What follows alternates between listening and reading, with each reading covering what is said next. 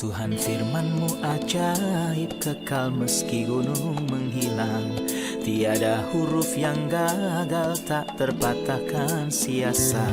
Hidup seperti-Mu ya Allah, lebih dari emas. Aku bersaksi kitab-Mu, kitab yang suci. Mendengarkan firman-Mu, hibur hati yang luka. Terangilah langkahku kemanapun ku pergi. Biarkanlah firman-Mu berkuasa atasku. Ubahkanku, bebaskanku, ku mau menyenangkan-Mu. Tuhan firman-Mu ajaib, kekal meski dunia. Ubah dan bebaskan aku, mau menyenangkan-Mu. Saya pikir bagi mereka yang berkata, tunjukkan kepada saya di mana Kristus berkata, akulah Allah, satu demi satu membuktikan bahwa dia adalah Tuhan. Saya tidak berpikir siapa yang berkata hal itu tulus, karena jika dia tulus, dia akan menemukan kebenaran. Dan saya berharap dia yang tidak tulus dan berkata seperti itu dapat menerima kasih karunia kejujuran dari Tuhan. Bukan demi apapun, tetapi demi dirinya dan kehidupan abadinya. Ubah dan bebaskan aku, mau menyenangkan-Mu. Salam jumpa para pemirsa terkasih, saya menyambut Anda sekalian dimanapun Anda berada. Dalam episode terbaru program studi harian kita, Semua Kitab Suci. Di mana kita mempelajari semua kitab dalam Alkitab, dari kitab Kejadian hingga Wahyu. Dalam mempelajari kitab-kitab perjanjian baru, kita telah sampai pada Injil Yohanes, pasal 17. Di episode sebelumnya, kita membahas bait pertama dari pasal 17. Hari ini kita akan membahas ayat 2 sampai 9. Untuk mulai izinkan saya menyambut tamu kehormatan di studio, hamba Tuhan Yosef Riyad. Selamat datang. Selamat datang saudara. Sebuah kehormatan. Tuhan berkati. Juga hadirin yang telah bergabung di studio, selamat datang. Tuhan memberkati. Saudara Yosef, sebelum membaca ayat-ayat hari ini, sudikah Anda memberitahu kami sekali lagi tentang pembagian Yohanes 17? Agar pemirsa yang terlewat episode sebelumnya dapat mengikuti kami. Baik, dan untuk menghindari pengulangan bagi mereka yang menonton episode ini, saya akan menjelaskan pembagian dengan cara yang berbeda. 5 ayat pertama berbicara tentang kenaikan Kristus. Dan ayat-ayat terakhir dari 20 hingga 26 berbicara tentang kedatangan Kristus yang kedua kali dengan kemuliaan. Ayat-ayat antara kenaikan dan juga kedatangan. Atau izinkan saya mengatakannya secara berbeda, bahwa Bapa di bagian pertama memberikan kita hidup abadi. Di bagian kedua, dia memberi kita firman-Nya. Di bagian ketiga, dia memberi kita kemuliaannya. Ayat mana saja dari setiap bagian? Dari 1 sampai 5, kita melihat bahwa kita diberikan kehidupan yang abadi. Benar. Dari 6 hingga 20, di bagian ini kita melihat pemberian lain. Firman yang hebat yang Kristus berikan kepada kita. Benar. Dan di bagian terakhir dari ayat 21, atau dari ayat 20 sampai akhir pasal ayat 26, kita melihat bahwa dia memberi kita kemuliaan. Kemuliaan telah Anda berikan kepada saya, telah saya berikan pada mereka. Ada cara ketiga untuk membagi pasal besar ini. Ayat pertama dari 1 sampai 5, Bapa memuliakan anak atau anak dimuliakan oleh Bapa. Dari ayat 6 sampai 19, kita melihat anak dimuliakan di dalam gereja. Dari ayat 20 hingga 26, anak dimuliakan dengan gereja. Sekali lagi anak dimuliakan oleh Bapa. Di bagian pertama, anak dimuliakan di gerejanya. Di bagian kedua, dan di bagian ketiga anak dimuliakan bersama gereja, atau lebih tepatnya kita dimuliakan bersama Kristus. Gereja yang merupakan kumpulan orang percaya. Orang percaya sejak hari Benar. Pentakosta sampai hari pengangkatan. Baik, izinkan saya membaca dari ayat pertama pasal ini untuk manfaat kita semua. Demikianlah kata Yesus, lalu ia menengadah ke langit dan berkata, Bapa, telah tiba saatnya, permuliakanlah anakmu supaya anakmu mempermuliakan engkau. Sama seperti engkau telah memberikan kepadanya kuasa atas segala yang hidup, demikian pula ia akan memberikan hidup yang kekal kepada semua yang telah engkau berikan kepadanya. Inilah hidup yang kekal itu, yaitu bahwa mereka mengenal engkau satu-satunya Allah yang benar, dan mengenal Yesus Kristus yang telah engkau utus. Aku telah mempermuliakan engkau di bumi, dengan jalan menyelesaikan pekerjaan yang engkau berikan kepadaku untuk melakukannya. Oleh sebab itu ya Bapa, permuliakanlah aku padamu sendiri. dengan kemuliaan yang kumiliki di hadirat-Mu sebelum dunia ada. Aku telah menyatakan namamu kepada semua orang yang Engkau berikan kepadaku dari dunia. Mereka itu milik-Mu, Engkau telah memberikan padaku, dan mereka telah menuruti firman-Mu. Sebab segala firman yang Engkau sampaikan kepadaku telah kusampaikan kepada mereka. Dan mereka telah menerimanya. Mereka tahu benar-benar bahwa aku datang daripadamu, dan mereka percaya bahwa Engkaulah yang telah mengutus aku. Aku berdoa untuk mereka. Bukan untuk dunia aku berdoa, tetapi untuk mereka yang telah Engkau berikan kepadaku, sebab mereka adalah milik-Mu. Kita sudah bahas ayat yang pertama di episode yang sebelumnya. Ayat kedua mengatakan, sama seperti Engkau telah memberikan kepadanya kuasa atas segala yang hidup, demikian pula ia akan memberikan hidup yang kekal kepada semua yang telah Engkau berikan kepadanya. Apa arti dari Engkau telah memberikan kepadanya kuasa atas segala yang hidup? Setelah inkarnasi dan melalui karya penebusan yang belum dia capai tetapi menganggapnya tercapai. Kristus karena dua hal ini, inkarnasi dan penebusan, diberikan otoritas atas semua yang hidup, semua manusia. Apakah mereka yang percaya atau tidak percaya kepadanya? Jika kita kembali ke pasal 5, kita membaca, dan ia telah memberikan kuasa kepadanya untuk menghakimi karena ia adalah anak manusia. Kristus akan melaksanakan penghakiman atas mereka yang tidak percaya kepadanya. Bagaimana dengan mereka yang percaya padanya? Dia memberikan kehidupan yang kekal kepada semua yang telah Engkau berikan padanya. Ini berarti bahwa orang-orang setelah inkarnasi Kristus dan kematian di kayu salib menjadi dua kelompok. Kelompok pertama adalah mereka yang percaya kepadanya dan dengan demikian memperoleh hidup yang kekal. Kelompok kedua adalah orang-orang yang menolaknya dan tidak percaya kepadanya. Kelompok ini akan dihakimi pada hari terakhir. Ketika dia mengatakan Engkau telah memberikan kepadanya kuasa atas segala yang hidup, saya berharap dia berkata, untuk memberikan hidup yang kekal kepada semua yang hidup. Tetapi sebaliknya, apakah semua di sini hanya mengacu pada orang percaya? Ya, tentu saja. Hanya orang percaya yang mendapat Jika hidup yang Bapak itu kekal? berkata untuk memberikan hidup yang kekal kepada semua manusia, ini berarti semua orang pada akhirnya akan diselamatkan, dan ini adalah ajaran menipu yang tersebar di beberapa kalangan pada sama sekali bertentangan dengan firman Tuhan. Dia akan memberikan hidup yang kekal kepada semua orang yang telah diberikan Bapa kepada anak, yang adalah orang-orang yang benar-benar beriman. Dijelaskan 7 kali sebagai pemberian dari Bapa kepada anak. Dijelaskan 7 kali sebagai hadiah dari Bapa kepada anak. 7 kali. 7 kali. Baiklah, sekarang jika seseorang bertanya kepada saya, sekarang dia memiliki otoritas untuk memberikan hidup yang kekal kepada mereka yang telah diberikan Bapa kepadanya. Ya. Apakah ini juga berarti sisi negatifnya, yaitu menghalangi orang lain untuk mendapatkan hidup yang kekal?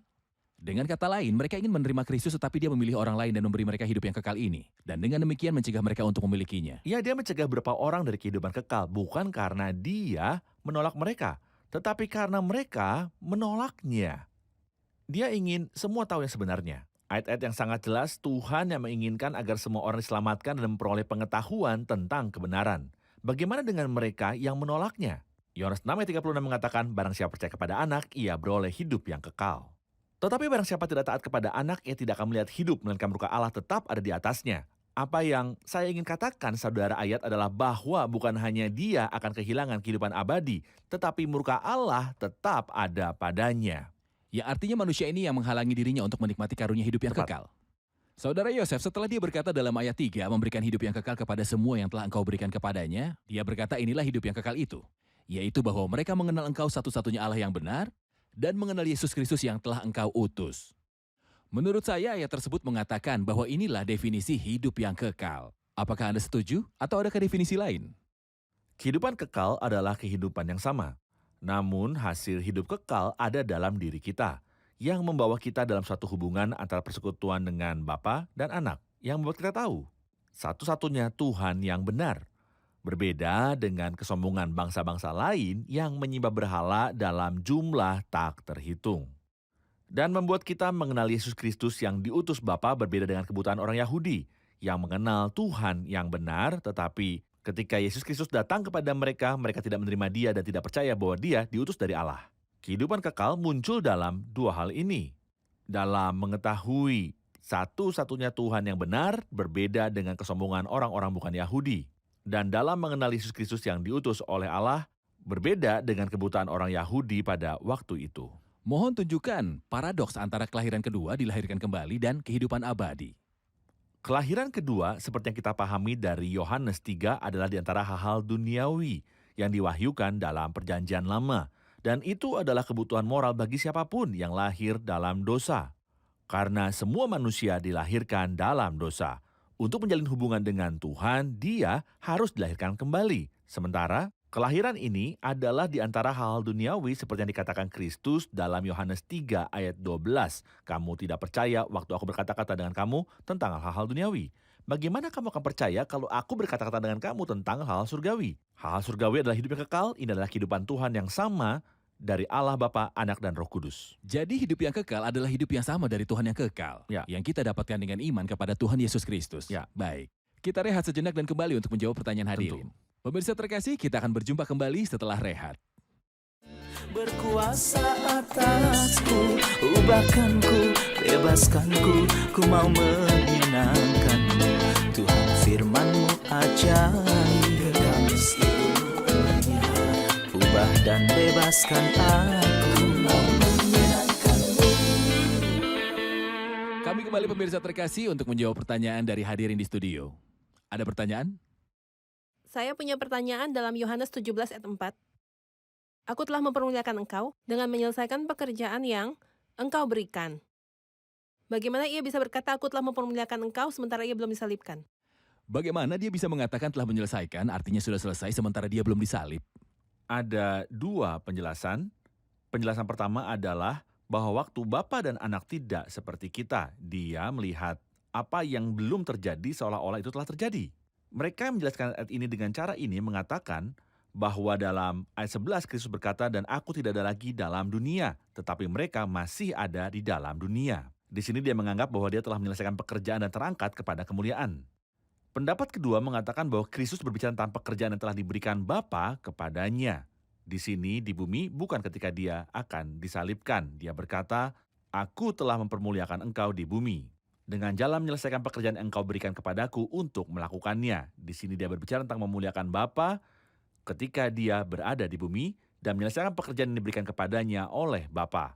Adapun pekerjaannya pada kayu salib itu untuk memuliakan Tuhan.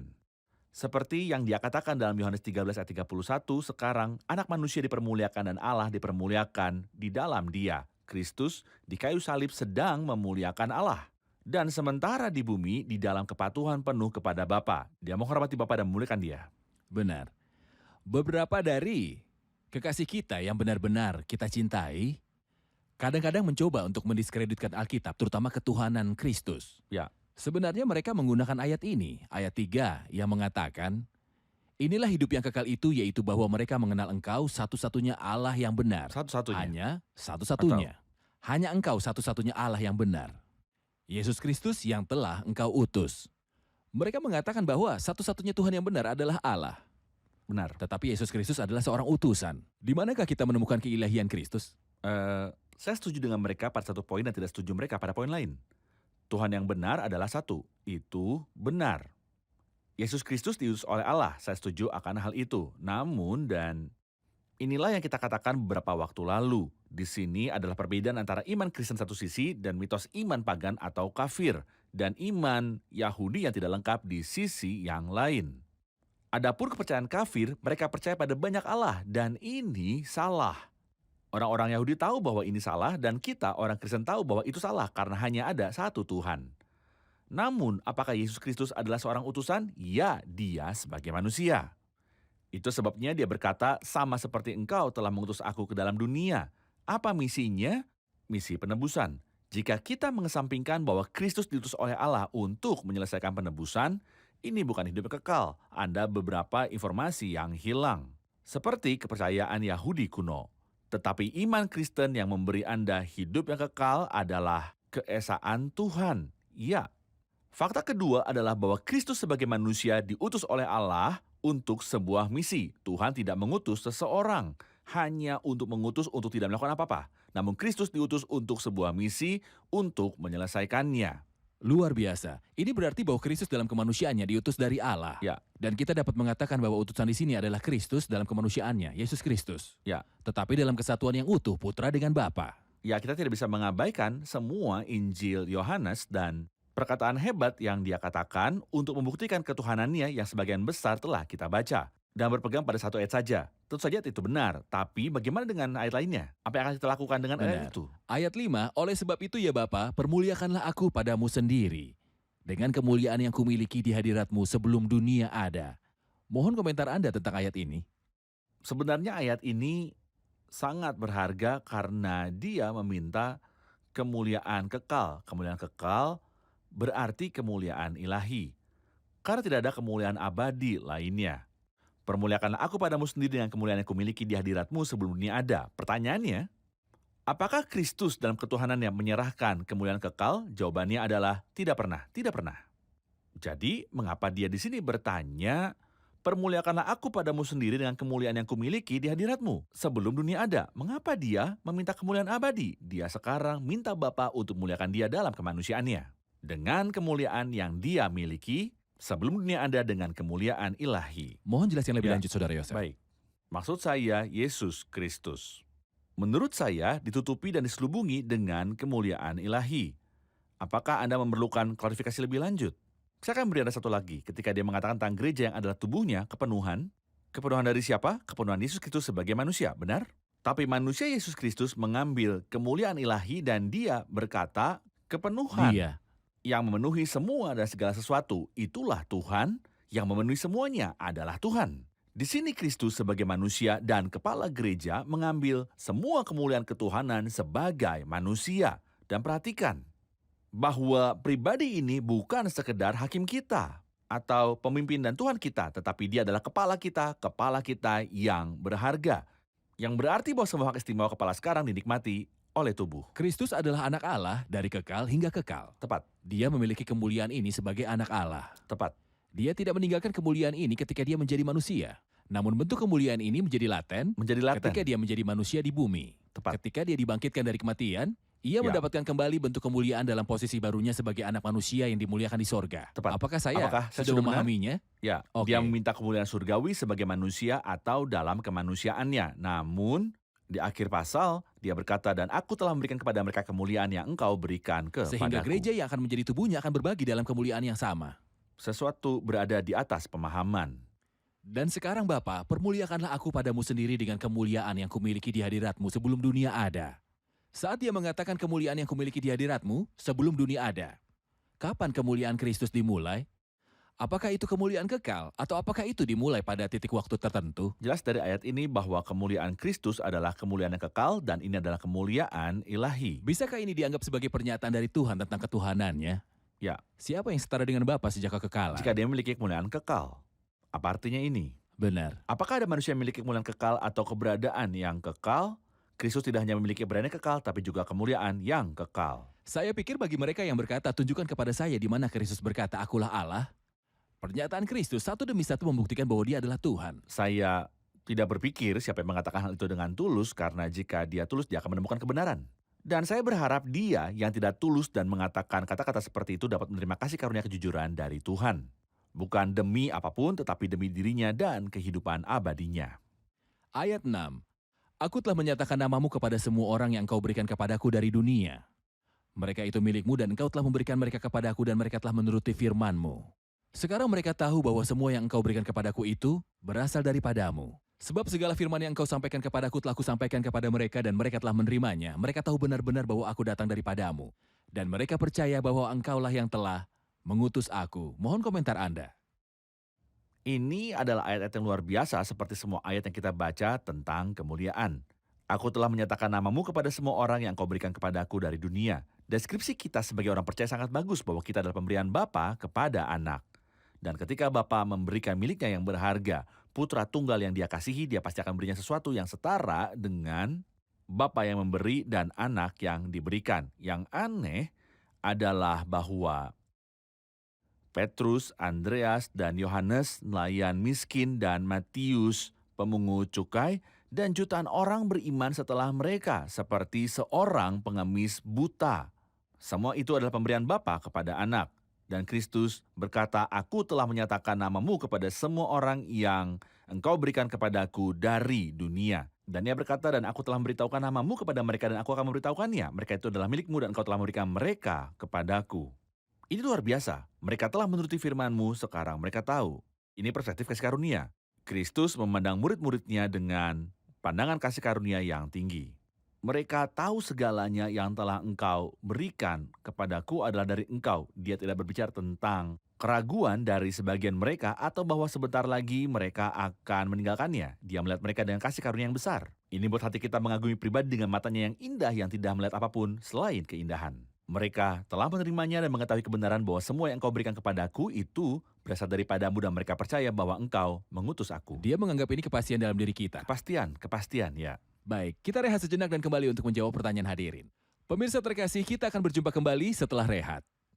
Berkuasa atasku, ubahkanku, bebaskanku, ku mau menyenangkanmu.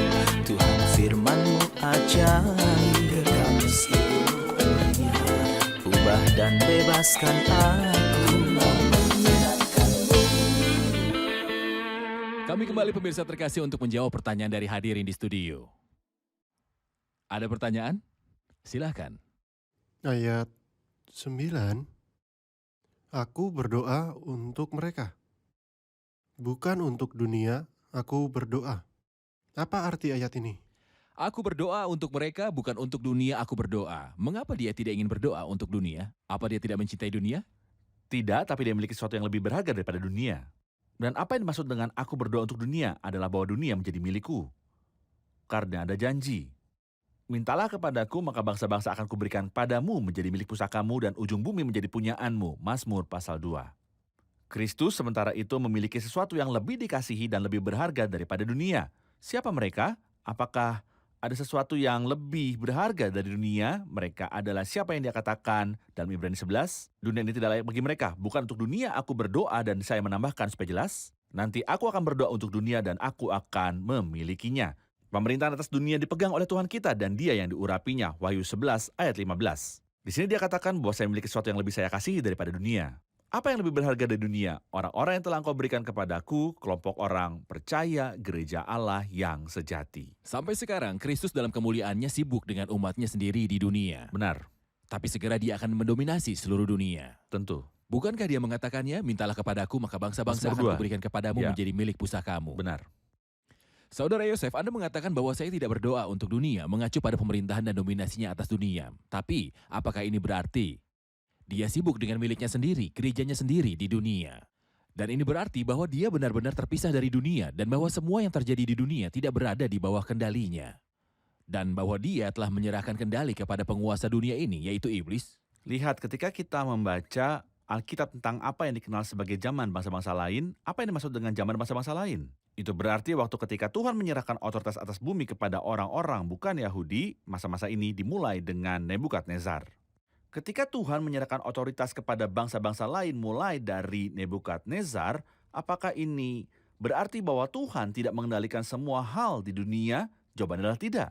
Kita membaca dalam kitab Daniel yang maha tinggi berkuasa atas kerajaan manusia dan memberikannya kepada siapa yang dikehendakinya. Bahkan orang yang paling kecil sekalipun dapat diangkatnya untuk dudukan itu.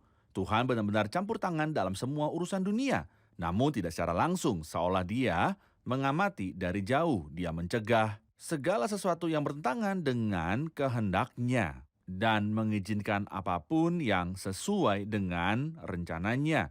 Dia masih memegang semua simpul di tangannya. Bahkan sekalipun dia tidak mengambil tempat pertama dan orang-orang tidak tidak mengambil tempat melihatnya. pertama, benar. Tapi suatu hari dia akan memerintah. Dan semua kerajaan dunia akan menjadi milik Allah dan Kristusnya. Benar. Terima kasih Saudara Yosef, Tuhan memberkati. Ya. Kita akan tinjau episode ini bersama para tamu. Amin. Saya punya pertanyaan yang mengatakan bahwa jika Kristus diberikan kuasa atas semua yang hidup, mengapa dia tidak memberikan hidup yang kekal kepada semua yang hidup? Silakan Sarah.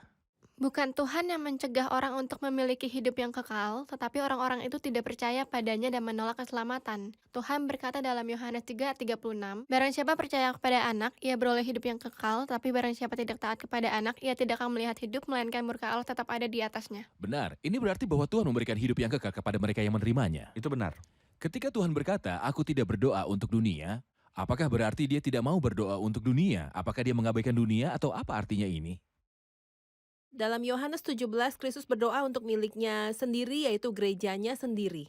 Tapi segera dia akan berdoa untuk seluruh dunia dan memerintahnya. Itu benar, Tuhan memberkati. Terima kasih Saudara Yosef, Semoga Tuhan Tuhan memberkati. memberkati. Pemirsa terkasih, Tuhan Yesus Kristus segala kemuliaan baginya diberikan otoritas atas semua manusia. Dia diberi otoritas atas semua manusia yang berarti dia memiliki otoritas atas segalanya.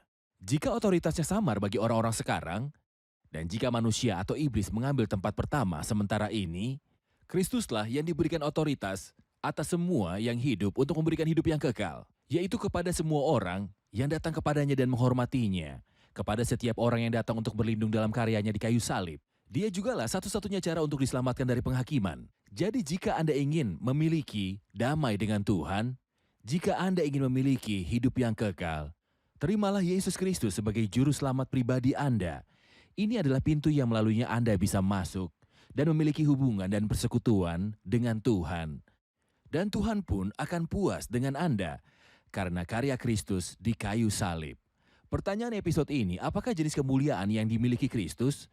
Yang dia katakan, oleh sebab itu ya Bapa, permuliakanlah aku padamu sendiri dengan kemuliaan yang kumiliki di hadiratmu sebelum dunia ada. Sekali lagi, apakah jenis kemuliaan yang dimiliki oleh Kristus yang disebutkan dalam ayat 5 tentang yang dia katakan, oleh sebab itu ya Bapa, permuliakanlah aku padamu sendiri dengan kemuliaan yang kumiliki di hadiratmu sebelum dunia ada. Pemirsa terkasih, sampai jumpa di episode selanjutnya. Tuhan menyertai.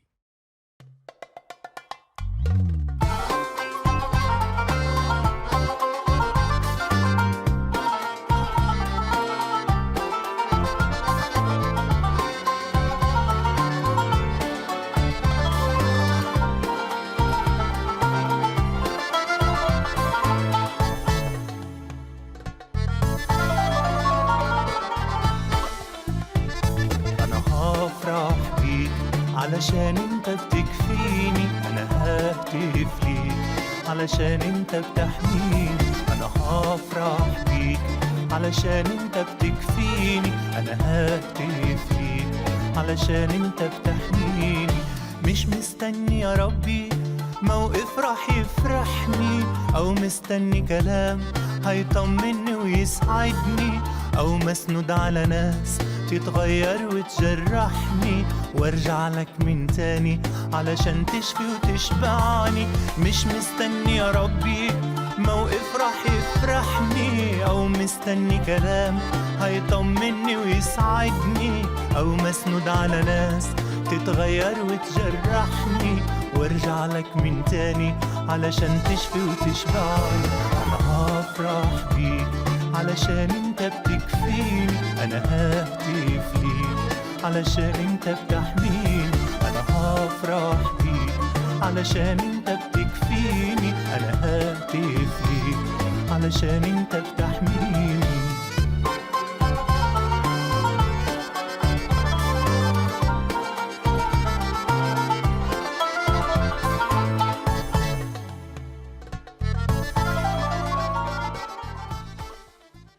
Mohon beritahu saya tentang beberapa cara di mana saya bisa mengalami posisi sorga meski saya masih berada di bumi.